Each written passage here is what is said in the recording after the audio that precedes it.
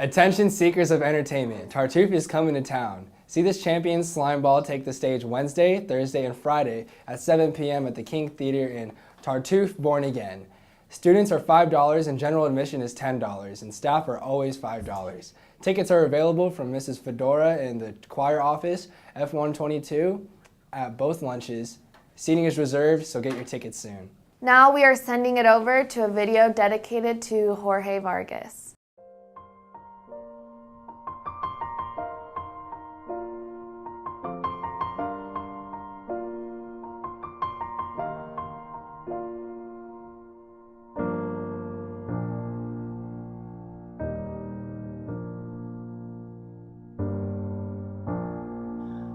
All right, hi there. I'm Mrs. Guerrero, and I just wanted to share a few of my memories and thoughts about George. I had George as a student my very first year at King and my first year as a teacher. He was in my fourth period English class. And as a freshman, he was always so good-natured and easygoing and laid back, sometimes a little too easygoing when it came to his work. I'd always try to yell at him and tell him to get back on task, and somehow he managed to turn the conversation around so that I'd walk away laughing and smiling, and he still wouldn't do his work. That was something he was able to do with his charisma and his charm and just his happiness that he had about him every day. Over the course of high school, I saw him a few times in 10th and 11th grade, but his senior year, he was a TA for another English teacher during my prep period. And so he would come in every couple weeks, and he would just talk to me. We talked sometimes for 20 minutes about anything. But I always looked forward to those visits. I loved those visits, and I loved getting to know him. He was that same laid-back freshman that I had, just in a much bigger body as a senior. He still had the ability to make me laugh, and he still had the ability to make me smile. That was something that he had a gift at, of making people feel good and making people feel happy. At the start of this year, George actually came into my class the second week of school. It was his first day at RCC. And he came into one of my periods, and he told me about his day, and he told me about his classes, and how he placed into college English, and he was so proud of himself, and I was so proud of him for getting to that point and for doing so well. In that class, he told my students a funny story of when I was his teacher, and he made them laugh, and he said that he'd come back later in the semester to share with us more about college.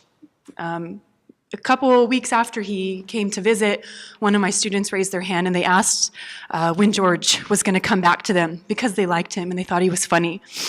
Even in those few minutes, he made my students fall in love with him by just being himself. He made them laugh. He made them feel good.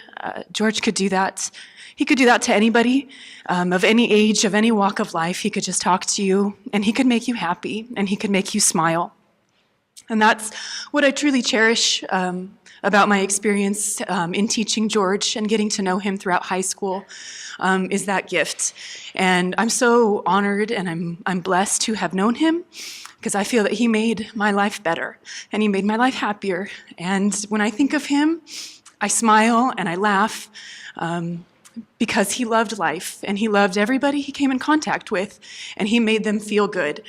And I'm so blessed and honored that I had that privilege of knowing him and becoming his friend. I met George last year, which was his senior year and my junior year, and he joined my club, Mecha. And one of the memories I have with him is when we were making burritos for the burrito eating contest, and he was so hungry and he kept telling me how hungry he was. And I told him he couldn't eat one until the end, but he purposely messed up on a burrito so he could eat it, and not only did he do it once, but he did it twice. George was such a good friend. He was always messing around and joking and making people smile. I don't think I ever saw him not smiling and laughing, and he was always so involved and always try to make you happy. Okay, well, the way I met George was actually through his older sister.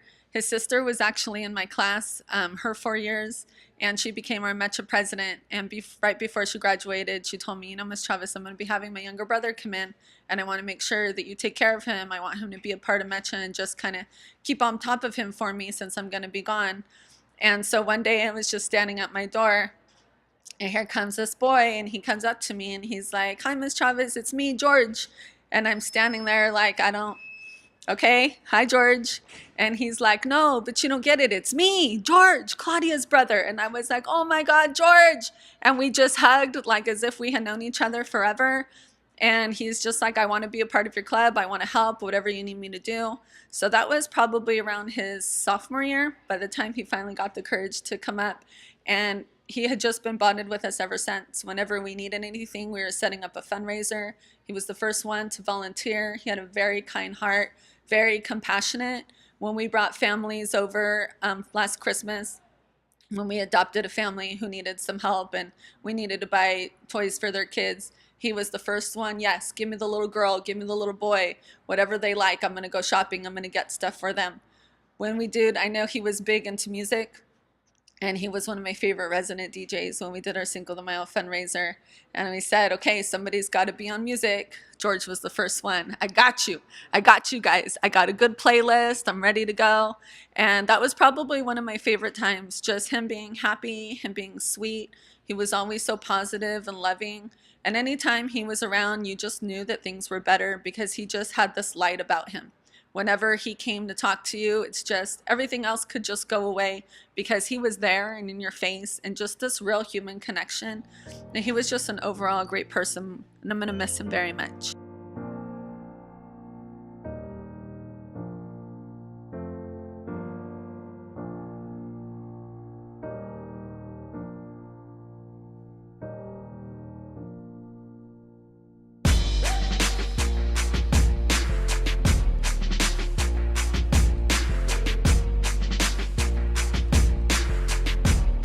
It only takes the miracle minute to help a family in need. One of our King alumni, Jorge Vargas, lost his life in a tragic accident on Friday, November 3rd.